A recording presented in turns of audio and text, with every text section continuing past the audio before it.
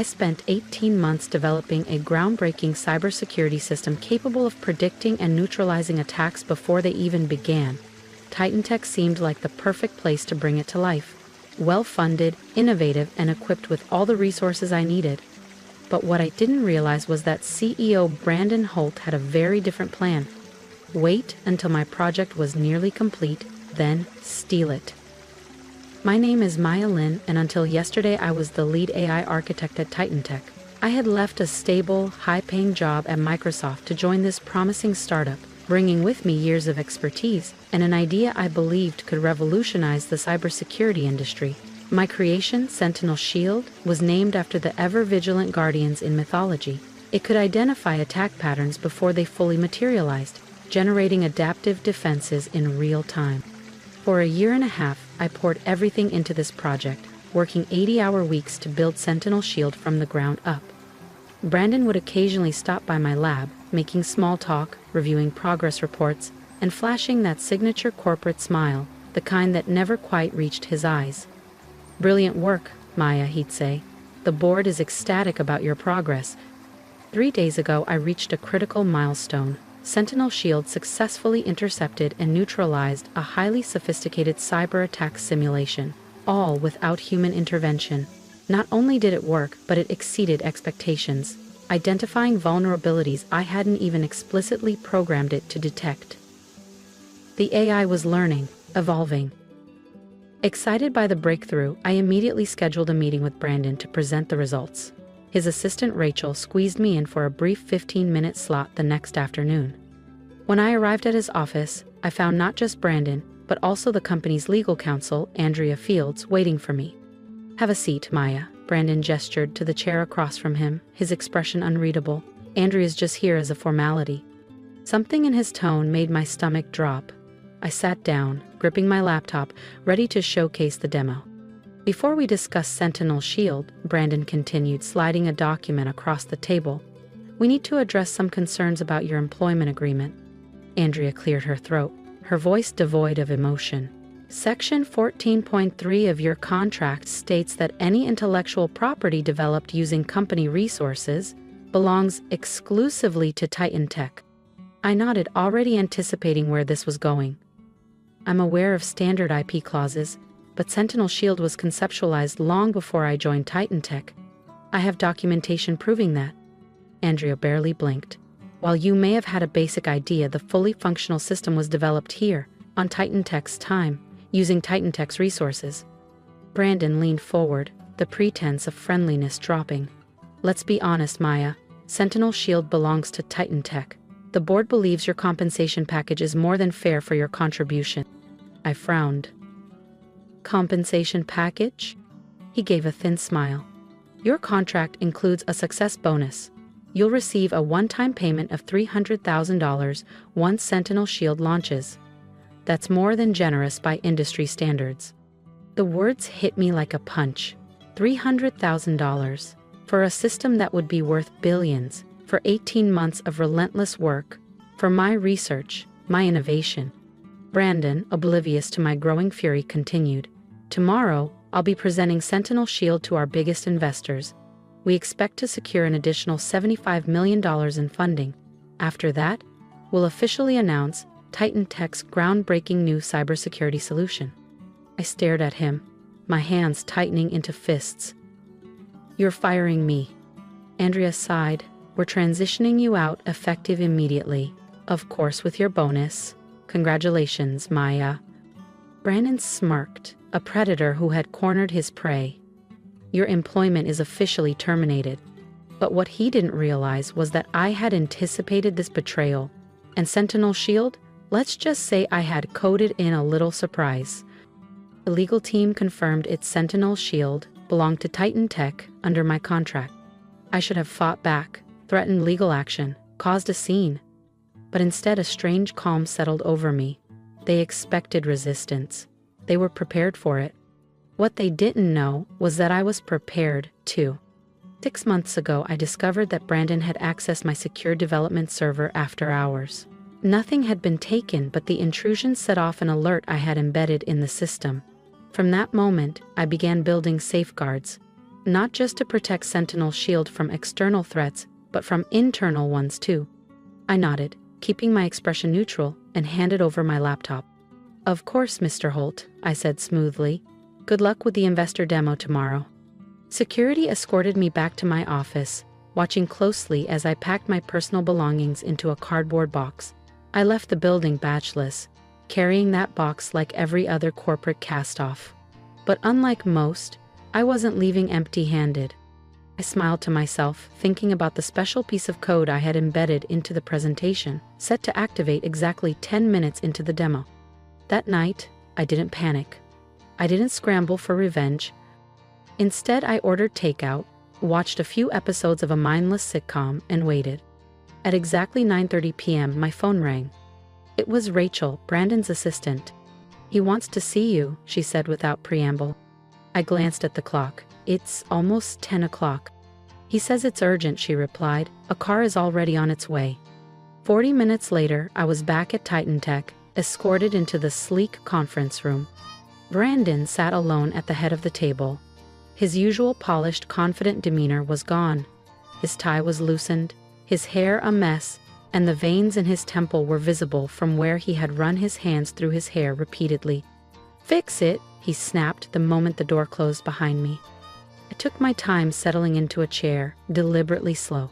Fix what exactly? Don't play games, Maya, he seethed. You sabotaged the demo. I arched an eyebrow. How could I? I've been gone for 24 hours. Security watched me clean out my desk. I didn't take any devices. I didn't access any systems. Brandon slammed his hand on the table. The test run crashed the entire system. It started flagging threats that don't exist, generating thousands of false positives. It's completely unusable. I tilted my head.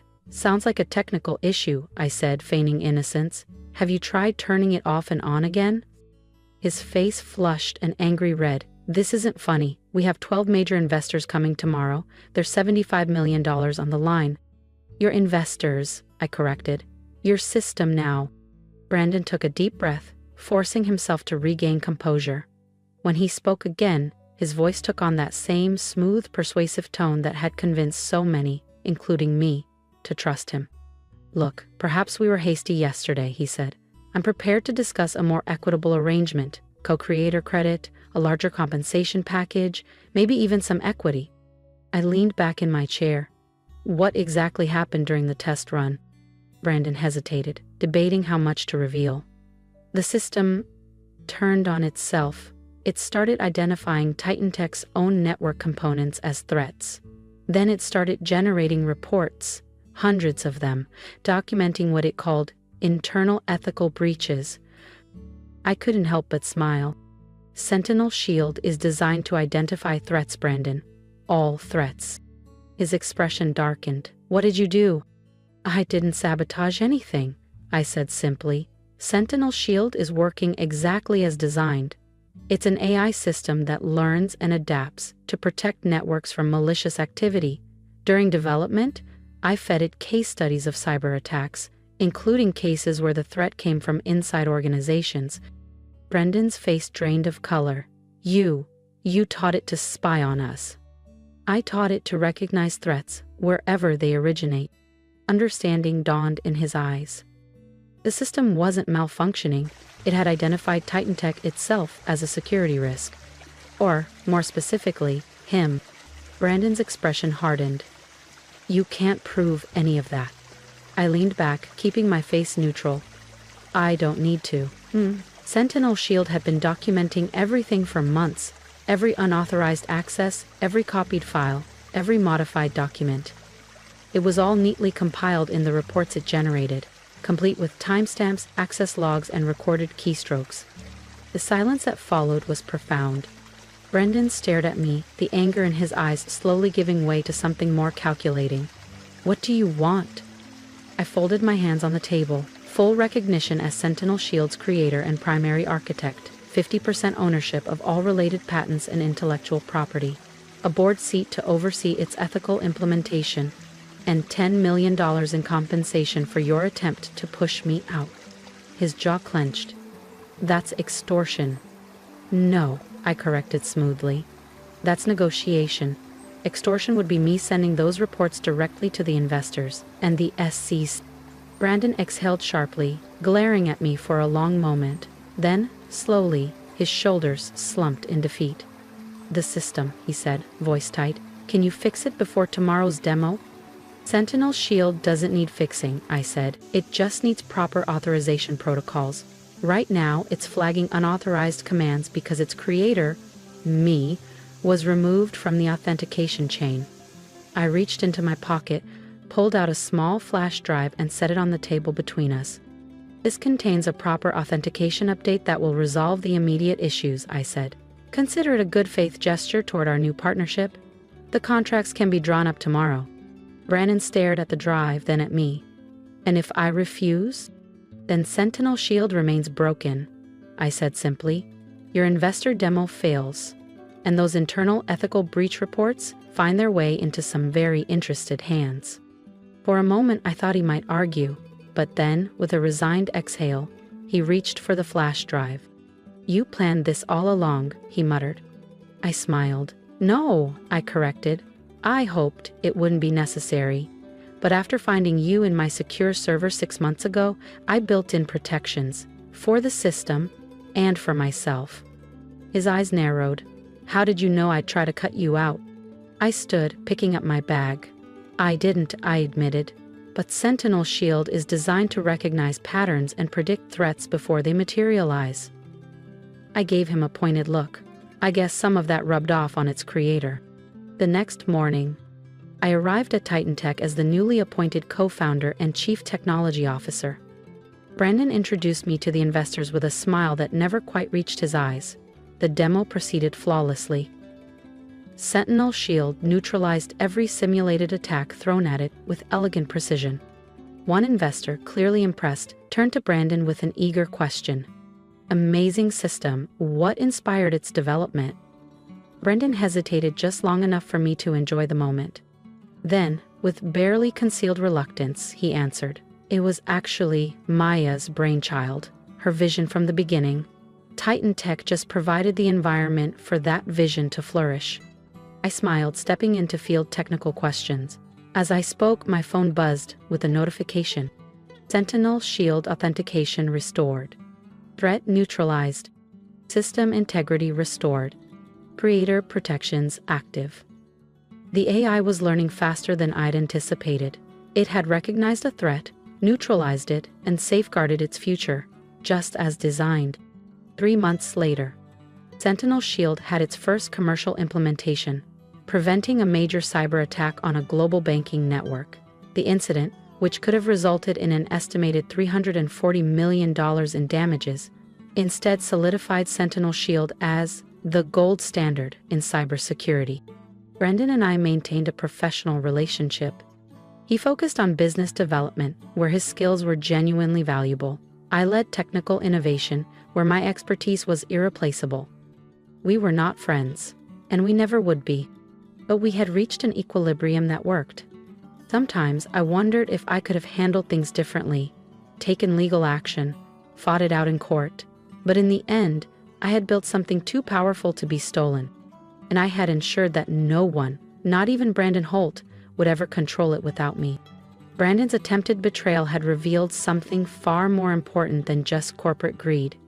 Technology is only as ethical as the people who control it. That realization became the foundation of how we now deploy Sentinel Shield. Every implementation includes robust ethical guardrails and transparency protocols to prevent misuse. The system doesn't just protect networks, it protects itself and its users from being exploited. Last week, as we celebrated Sentinel Shield's successful public offering, valuing the company at $4.2 billion, a young developer approached me at the event. What's the secret to building something so revolutionary, she asked, eyes filled with ambition. I smiled. It's not about the code, I told her. It's about understanding that the greatest security threats often come from where you least expect them. The real challenge wasn't just creating technology, it was ensuring it could adapt, evolve, and defend itself without compromising its core integrity.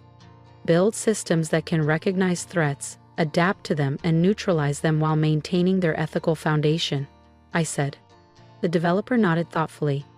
I glanced at my phone, where a quiet notification from Sentinel Shield appeared. System integrity secured. Threat neutralized. Protections active. Just as it was designed to do. Just as its creator had learned to do. I want to hear from you. After everything I went through, after being betrayed, underestimated, and nearly erased from my own creation, I came out on the other side stronger, smarter, and in control of my own future. But I didn't do it alone. I had my experience, my instincts, and most importantly, the conviction to stand up for what was mine.